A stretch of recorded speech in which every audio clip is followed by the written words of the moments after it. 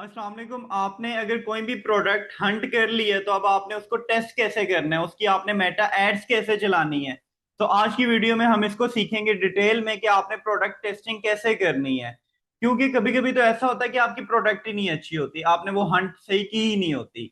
और अगर आपने प्रोडक्ट अच्छी हंट की है लेकिन अगर आपको मेटा एड्स नहीं आते या आपको अच्छे से टेस्टिंग करने नहीं आता तो आप उसको जाया कर दोगे। तो आज हम देखेंगे कि आपने टेस्टिंग इसकी कैसे करनी है और इसमें हमारे काफी क्वेश्चंस कवर होंगे। एक ये कि टेस्टिंग कितने दिन तक चलानी चाहिए, टेस्टिंग कैंपेन सीबीओ कैंपेन चलानी है या एबीओ कैंपेन चलानी है। उसके अलावा कितने एडसेट्स रखने हैं, ब्रॉड टारगेटिंग करनी है या इंटरेस्ट टारगेटिंग करनी है। अगर इंटरेस्ट करनी है तो कितने कीवर्ड्स रखने हैं, क्रिएटिव उसके अंदर कितने रखने हैं, मल्टीपल इसमें चीजें हम कवर करेंगे।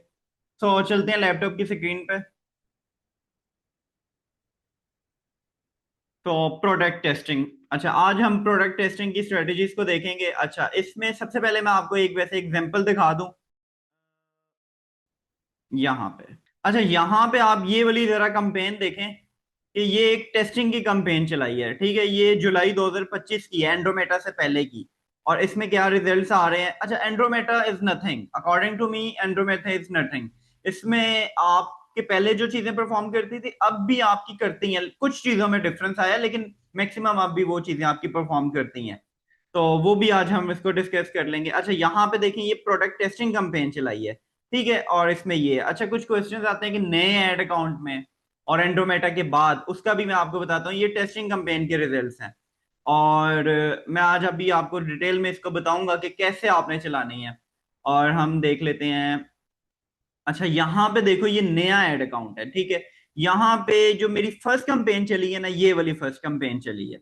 अच्छा नया ऐड अकाउंट है और फर्स्ट कैंपेन अब चली है, और ये कब चली है ये आप देख लो, ये इसी मंथ की है। हम दिस मंथ कर देते हैं, ठीक है। ये इसी मंथ मेरी कैंपेन चली है 12 जुलाई को, ओके। ये टेस्टिंग मेरी कैंपेन चली है और इसमें भी आप देखो 7 का आरओएस आया है, 237 का ऑर्डर आया है और 147 ऑर्डर आए हैं। उसके बाद फिर मैंने इसको स्केल किया। और तो अब देखते हैं कि हमने कोई भी टेस्टिंग कैंपेन चलानी है वो कैसे चलानी है अगर हमें प्रोडक्ट मिल गई है फॉर एग्जांपल। तो यहाँ पे कुछ चीजें आपके माइंड में होनी चाहिए कि जो भी आपने प्रोडक्ट हंट की है, होपफुली आपने क्लास ली होगी मेरी हंटिंग की, उसमें मैंने आपको डिटेल में बताया हुआ है। तो आज हम सिर्फ यहाँ पे टेस्टिंग की स्ट्रेटेजीज देख रहे हैं।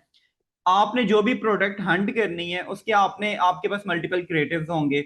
और क्योंकि हमारे हंटिंग क्राइटेरिया में भी ये आता है कि आप वो वाली हंट करो जिसके क्रिएटिव्स अच्छे हैं, बेशक उसके विजुअल्स अच्छे हो, बेशक वो बाहर की प्रोडक्ट हो, हिंदी में या उर्दू में ना हो, आपके इंग्लिश में भी हो, जो उसको आप विजुअल्स उसके अच्छे हैं, आप उसको वॉइस ओवर उसका अपना भी कर सकते हो। तो फॉर एग्जाम्पल आप एक एग्जाम्पल लो कि आपके पास एक प्रोडक्ट है और उसको आपने टेस्ट करना है। अब उस प्रोडक्ट के आपके पास क्रिएटिव्स हैं, 10 क्रिएटिव्स हैं या फॉर एग्जांपल 20 क्रिएटिव्स हैं। तो अब आपको तो नहीं पता ना या 20 में से कौन से अच्छे परफॉर्म करेंगे। और उसके अलावा आप दूसरे वे में आपका एड अकाउंट भी समझ लो आपका नया है, आपका पिक्सल भी नया है, सब कुछ each and everything is new. So अब आपको कैसे पता कि आपके लिए कौन सी चीज परफॉर्म करेगी। एक तो हम माइंडसेट से अपने देखते हैं और दूसरा ये कि मेटा को तो नहीं पता, क्योंकि हमारा पिक्सल नहीं है, पिक्सल के पास डाटा नहीं है, पिक्सल को नहीं पता कि हमारी ऑडियंस कैसी है, मेटा को नहीं पता। जब आपका पिक्सल थोड़ा ओल्ड हो जाता है, उसके पास परचेजेस आ जाती हैं, तब तो उसे आप कह लो कि वार्म अप फेज से निकल आता है, वो मेच्योर हो जाता है, उसको आइडिया होता है कि अब इस तरह के कस्टमर्स को ऐड दिखानी है। लेकिन स्टार्टिंग में अभी आप प्रोडक्ट टेस्ट कर रहे हो, आपको ये भी नहीं पता वो प्रोडक्ट चलेगी नहीं चलेगी, तो आपने किस तरह से उसकी कंपेन चलानी है। तो पहली चीज, आपके जो क्रिएटिव्स हैं उसमें से आपने अपने 3 या 4 क्रिएटिव्स आपने शॉर्टलिस्ट कर लेने हैं अपने माइंडसेट से। क्योंकि अब कुछ लोग ऐसे करते हैं कि क्रिएटिव टेस्टिंग को वो पहला नंबर पे रखते हैं और प्रोडक्ट टेस्टिंग उसके बाद आती है, ऐसा नहीं है। सबसे पहले आपका जो स्टेप है वो प्रोडक्ट टेस्टिंग है। प्रोडक्ट टेस्टिंग आपकी होगी, अगर वो अच्छे निकलती है आपकी प्रोडक्ट, तब आपने क्रिएटिव टेस्टिंग की तरफ जाना। चलो अब इसके जितने क्रिएटिव्स हैं उसमें से जो अच्छे परफॉर्म कर रहे हैं उसको आगे मैं स्केल करूंगा, फिर क्रिएटिव टेस्टिंग भी मैं करूंगा। लेकिन आपको ये पता ही नहीं है कि आपकी प्रोडक्ट चल रही है नहीं चल रही और आप क्रिएटिव टेस्टिंग में चले जाओ, तो ऐसा नहीं है। आपने हमेशा पहले प्रोडक्ट को टेस्ट करना है। अच्छा अब क्वेश्चंस आते हैं माइंड में कि मैंने प्रोडक्ट को टेस्ट करना है, मुझे नहीं पता कि ये 10 या 15 में से कौन से अच्छे परफॉर्म करेंगे। तो आपने जब टेस्टिंग की कैंपेन हम चलाते हैं ना, तो स्टार्टिंग में आपने हमेशा उसमें से 3 या 4 क्रिएटिव अपने माइंडसेट से आपने सेलेक्ट कर लेने हैं। यार ये 10-15 क्रिएटिव्स हैं, इसमें से मैंने शॉर्टलिस्ट करने हैं 3 या 4 क्रिएटिव्स। और अगर मेरी टेस्टिंग कैंपेन अच्छी जाती है, फिर उसके बाद मैं क्रिएटिव टेस्टिंग चलाऊंगा, फिर वो सारों को मैं टेस्ट करके देखूंगा अब कौन से अच्छे हैं। लेकिन जब मुझे नहीं पता कौन से क्रिएटिव है, तो मैंने अपने माइंडसेट से चलना है, क्योंकि टेस्टिंग कैंपेन में आप क्रिएटिव्स को भी, ऑडियंस को भी, सारी चीजों को एट अ टाइम टेस्ट कर रहे होते हो, और प्रोडक्ट आपकी मेन टेस्ट हो रही होती है।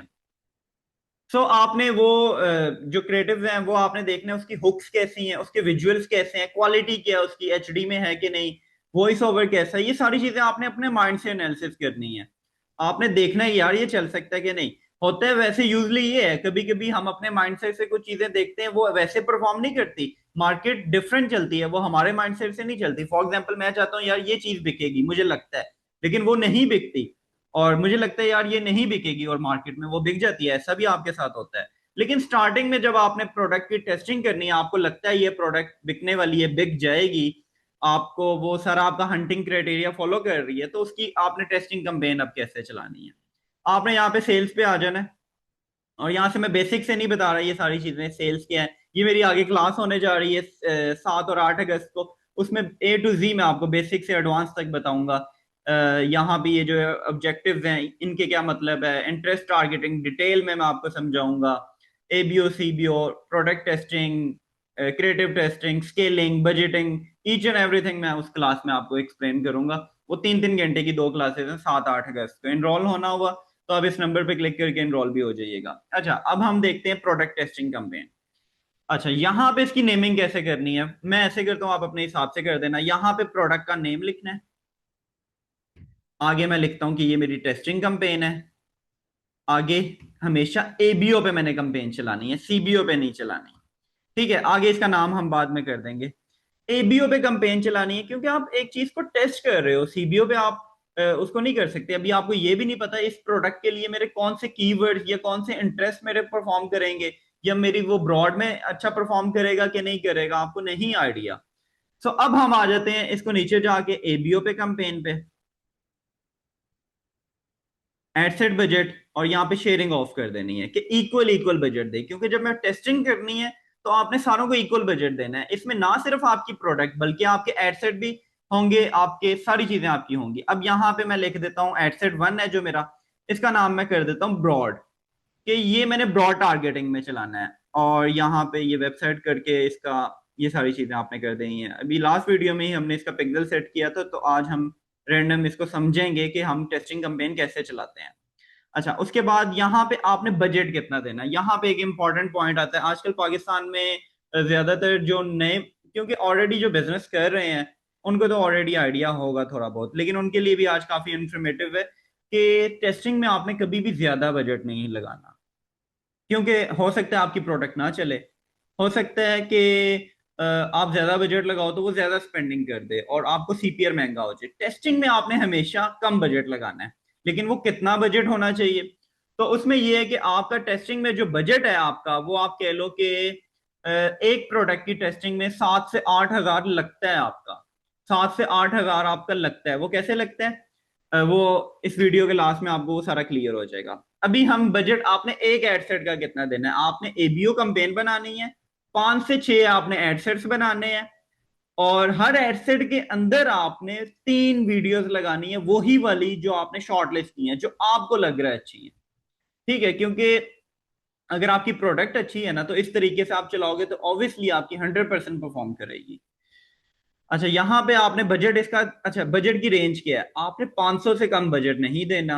अच्छा, कभी कभी ऐसा होता है, कुछ लोग कहते हैं यार 300 या 400 के बजट पे मैं चलाऊंगा कंपेन, और बहुत ही अच्छे रिजल्ट्स आते हैं। ऐसा नहीं है, बहुत ही सेवर केसेस होते हैं जिसमें ऐसा आता है। अदरवाइज उसको लर्निंग फेज से ही वो नहीं निकल सकती, इतना बजट ही नहीं है कि वो लर्निंग फेज से निकले। तो आपने एटलीस्ट उसको कम से कम 600 का बजट देना है, और ज्यादा से ज्यादा 1000 का देना है। इसके बीच में ही आपने रहना है। आप 500 भी कर सकते हो अगर इससे भी आप कम जा रहे हो, लेकिन 500 से कम ना दो। तो हम इसको कराते हैं 700 की कैंपेन।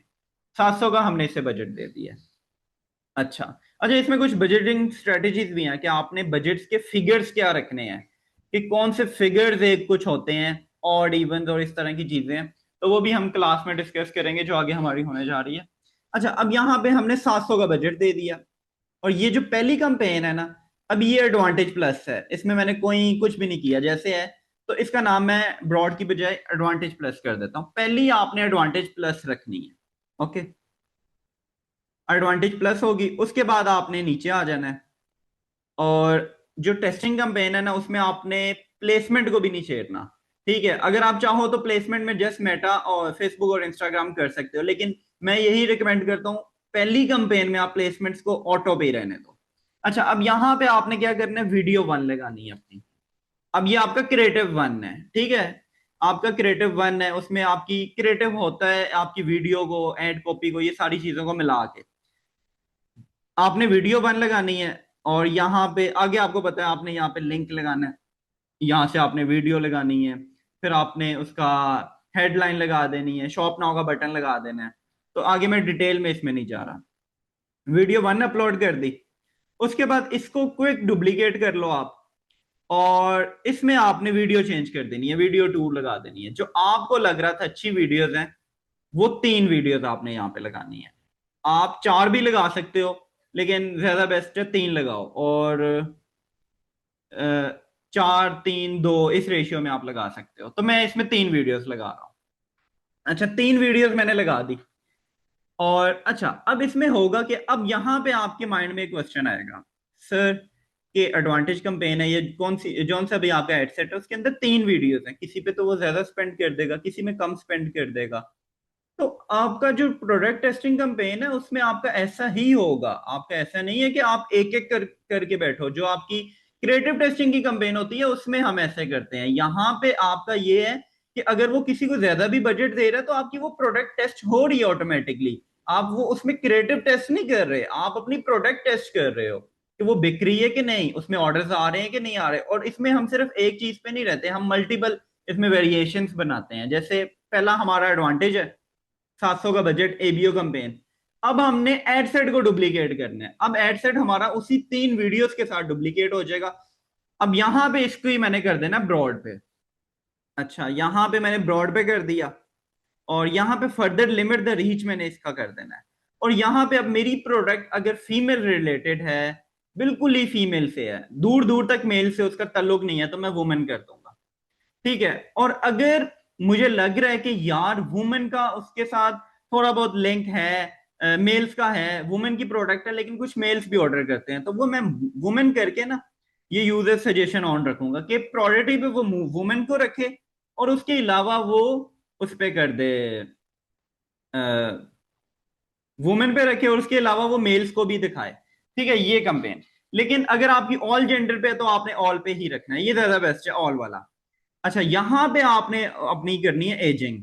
अब एज में भी ना जो ब्रॉड कैंपेन है ना, क्योंकि जो हमारी पहली टेस्टिंग कैंपेन है ना उसमें आप एज इतनी ज्यादा ना छेड़ो। अगर आपको लग रहा है कि मेरी जो ऑडियंस है वो फॉर एग्जांपल 22 साल से लेके 40 या 45 साल तक है, तो आप उसका डिफरेंस थोड़ा थोड़ा ऊपर रखो। फॉर एग्जांपल 22 से तो आप 18 से करो। अगर आपको लग रहा है ये 40 साल तक ऑडियंस है तो आप इसकी एटलीस्ट 45 तक रखो या 50 तक रखो ज्यादा, क्योंकि ब्रॉड है तो आपने इसे ओपन वे में जाने देना है।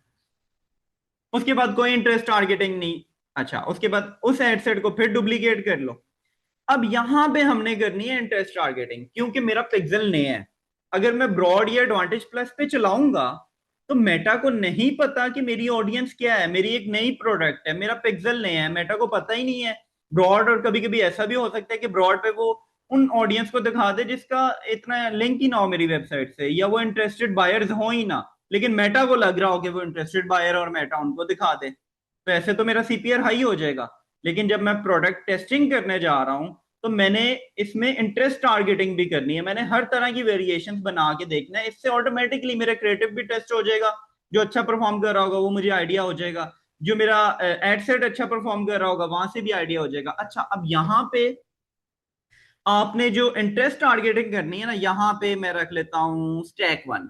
आपने स्टैक ऑडियंस पे करना है, स्टैक वन रख देता हूँ। स्टैक होता है कि कॉम्बिनेशन ऑफ इंटरेस्ट।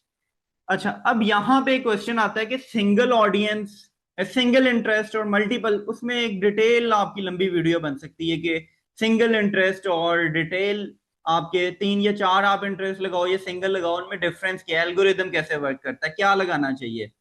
तो अब इसमें ये है कि जब हम टेस्टिंग करते हैं ना, हम तीन से चार लगाते हैं, क्योंकि हमारे पास अभी हम उसकी स्केलिंग की तरफ नहीं जा रहे होते, हम सिर्फ उसको टेस्ट कर रहे होते हैं। तो अगर हम एक पे टेस्ट करें, तो फॉर एग्जांपल एक हमारे पास एक है प्रोडक्ट है, हमारे माइंड में उसके कोई 15 से 20 कीवर्ड्स आ रहे हैं अभी मेरे माइंड में, कि यार इस तरह के, एक फॉर एग्जांपल हेल्थ से रिलेटेड है, हेल्थ आ रहा है, पर्सनल केयर आ रहा है, हेल्थ एंड वेलनेस, और इसके अलावा फिटनेस, मल्टीपल आ रहे हैं। तो अब क्या मैं 15 20 को अलग अलग करके उनको टेस्ट करूंगा, तो उस तरह तो मेरा बजट ही बहुत लगेगा। तो स्टार्टिंग में आपने कॉम्बिनेशन ऑफ इंटरेस्ट रखना है, तीन चार एक में रख देने हैं, तीन चार एक में रख देने हैं।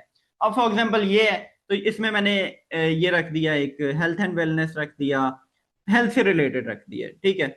और यहाँ पे मैं इसको कर लेता हूँ health HRI, health related interest, ठीक है। HRI इसमें मैं साथ कर देता हूँ हेल्दी हैबिट्स, ओके। उसके अलावा अच्छा यहाँ पे तीन चार रखने हैं, उससे ज्यादा आपने नहीं जाना। और उसके अलावा मैं यहाँ पे कर देता हूँ हेल्थ से रिलेटेड, और क्या है, हेल्थ एंड ब्यूटी, ओके। ये हो गए, साथ में एक एंगेज शॉपर्स का रख देता हूँ,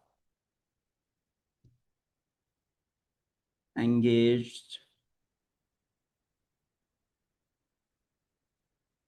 अच्छा ये मेरा एक हो गया, फॉर एग्जाम्पल मेरी हेल्थ से रिलेटेड प्रोडक्ट है, अब इस तरह से हम टारगेटिंग करते हैं, ये हो गया। इसको मैं फिर डुप्लीकेट करूंगा।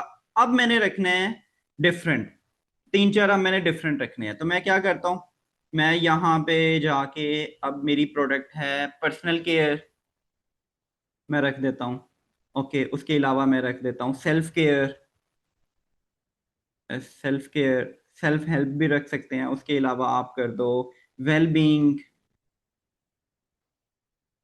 तो इस तरह आप इसको कर दो, और ये तीन चार इसमें आ गए। अब इसका नाम मैंने रख दिया, फॉर एग्जांपल स्टैक 2 रख दिया, और वो स्टैक 1 थी। अब इस तरह फिर मैं इसको क्विक डुप्लीकेट करता हूँ, फिर मैं यहाँ पे स्टैक 3 रख दिए, यहाँ पे मैंने और डिफरेंट कुछ लगा देने हैं, ठीक है। और रेलिवेंट, रेलिवेंट आपने इंटरेस्ट लगाने हैं। अच्छा उसके अलावा, अच्छा आपने कभी भी टेस्टिंग में क्रॉस टारगेटिंग नहीं करनी। क्रॉस टारगेटिंग हमेशा हम स्केलिंग या बाद में करते हैं, हमने टेस्टिंग में रेलिवेंट कीवर्ड ही लगाने हैं, ताकि मुझे आइडिया हो यार ये प्रोडक्ट्स के ऑर्डर आ रहे हैं कि नहीं आ रहे। अगर प्रोडक्ट्स के ऑर्डर आपको अच्छे आते हैं, तो बाद में आप अपने क्रिएटिव्स को अच्छा करके, आप अपने क्रिएटिव्स को टेस्ट करके, ऑडियंस को टेस्ट करके उसका CPR और डाउन कर सकते हो। लेकिन स्टार्टिंग में आपने बस चेक करना है आपको ऑर्डर्स आते हैं कि नहीं आते, क्योंकि आप प्रोडक्ट को टेस्ट कर रहे हो। यहाँ पे स्टैक 3 आ गई। इस तरह आपने ना टोटल एक एडवांटेज रखनी है, एक ब्रॉड रखनी है, बाकी 3 से 4 या 5 आपने इंटरेस्ट टारगेटिंग वाली रखनी है, जिसमें कॉम्बिनेशन ऑफ इंटरेस्ट हो। तो यहाँ पे फिर मैं इसको क्विक डुप्लीकेट करके 4 कर देता हूँ, टोटल मेरी 6 होगी, समझ लें। 4 ये स्टैक वाली और 2 दूसरी। अब ये करके ना, अब यहाँ पे फॉर एग्जांपल, अब मैं नाम भी लिख देता हूँ, 700 मल्टीप्लाई बाय 6। ये मैंने कंपेन चला दी है, 700 एक एडसेट का बजट है, ABO की कंपेन है, उसके अंदर 6 हैं, और हर के अंदर मेरी 3 3 वीडियोस हैं। मैं ऐसे कर लेता हूँ। आपने इस कंपेन को पब्लिश करना है। अब इसमें होगा ये कि ऑटोमेटिकली जो आपके अच्छे परफॉर्म कर रहे हैं, जो आपके, और अच्छा मैं आपको इसकी ना एग्जांपल ही दिखा देता हूँ। अच्छा जो भी मैं आपको दिखा रहा होता हूँ वो मैंने खुद किया होता है, मैं ये हवा में बातें नहीं कर रहा होता। अब फॉर एग्जांपल यही जो कैंपेन है, 500 मल्टीप्लाई बाय 700, 5 मैंने उसके अंदर एडसेट्स रखे, और 700 मैंने उसके अंदर रखा, बजट रखा एक एडसेट का। अब ये मेरी 5 कैंपेनें थी, एक एडवांटेज प्लस जो आपको बताया वैसी ही थी, ब्रॉड, और बाकी 3 मेरी, एक HRI, FRI, SRI, इसके अंदर कीवर्ड्स हैं 3 4, ठीक है। अब यहाँ पे देखो, ये मुझे इसके रिजल्ट्स आ रहे हैं इस तरह के। ये मैंने अभी इसकी टेस्टिंग की है। अच्छा मैं आपको किसी और की टेस्टिंग दिखाता हूँ। यहाँ पे मैं आपको, चलो इसकी मैं आपको एक टेस्टिंग दिखाता हूँ। ये हमने एक प्रोडक्ट को टेस्ट किया, दिस वन, ये प्रोडक्ट को मैंने टेस्ट किया। चलो मैं वन बाय वन दिखाता हूँ। चलो इस प्रोडक्ट को मैंने टेस्ट किया एक, और आप कह लो कि इसके एडसेट्स में आ जाओ, इसमें भी मैंने सेम उसी तरह इंटरेस्ट टारगेटिंग की, और मुझे जो रिजल्ट्स आए, 278 का ऑर्डर आया, 50 ऑर्डर्स आए, ओके। उसके बाद हम आ जाते हैं एक और प्रोडक्ट पे, इसको भी मैंने टेस्ट किया, ये ठीक है, सेम उसी तरह से मैंने किया और मुझे वही रिजल्ट्स आए। ठीक है, मीन्स के अच्छे रिजल्ट्स हैं, मुझे आरओएस अच्छा आया। तो इसी तरह से आपने उसकी टेस्टिंग करनी है। अगर मैं इसका भी देखूं, इसकी, अच्छा अब एक और क्वेश्चन आता है माइंड में। टेस्टिंग कंपेन तो मैंने ये वाली चला दी, ठीक है, अब ये जो मैंने आपको दिखाई है टेस्टिंग कंपेन, मैंने इसको पब्लिश कर दिया। अगला स्टेप क्या है? ये आपने पब्लिश तो कर दिया। अब अगला स्टेप है कि आपने 2 दिन तक ऐड बंद नहीं करनी। कभी कभी ऐसा होता है कि एक चीज तो है मेटा में कि अगर वो 2 या 3 दिन परफॉर्म नहीं करती तो उसने बाद में भी नहीं करना। ठीक है, मैक्सिमम 2 दिन बहुत होते हैं आपके लिए। लेकिन अगर आपकी, आपको चलो मैं एग्जांपल देता हूं। कुछ लोग कहते हैं कि 7 दिन तक कंपेन चलना है, तो ऐसा नहीं है।